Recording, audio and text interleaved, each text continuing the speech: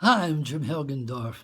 Wanted to tell you today about a really remarkable person in our American history you may never have heard of before. I know till a few months ago I didn't. His name was Hubert Harrison. I came across him by accident on the internet in an article that was talking about this black man in Harlem during the First World War who was standing on a street corner selling used books to survive and giving lectures on everything imaginable that would draw crowds of hundreds and hundreds of people. I wondered to myself, who is this man? After digging into it a little and reading a really superb biography, I found out that Hubert Harrison was born in the Danish West Indies in 1883. His mother was a worker, laborer. His biological father was a slave. And he was very, very poor. And at age 17, an orphan by then, he came to New York City with nothing but the clothes on his back.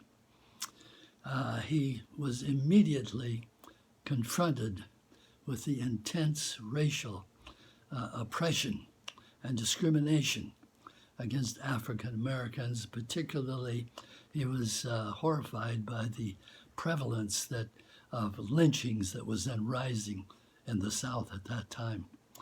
He educated himself. He got just a basic kind of job, went to high school, educated himself, and during the ensuing decades, Hubert Harrison became one of the most influential people in America. He was an orator, a writer, an educator, the author of Negro World, a political activist, founder of the new Negro movement, and his work had immense impact and influence not only upon his own time, but on the times and the people that followed. Harrison, at the core of his life, was an unrelenting devotion to justice.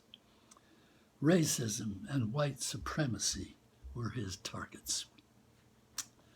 He once wrote, "Politically, the Negro is the touchstone of the modern democratic idea.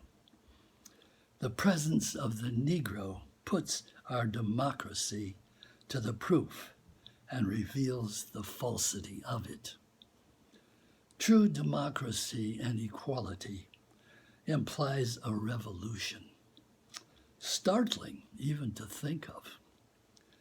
And he also wrote, "America is a great experiment in democracy, unique in the history of the world.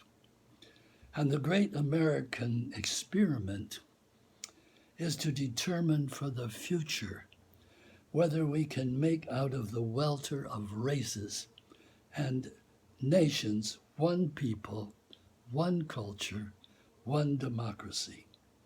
It is confessedly a hard task, but it can be done," he said. Amazing person, and the struggles that he's went through are struggles that we are still facing and still trying to overcome.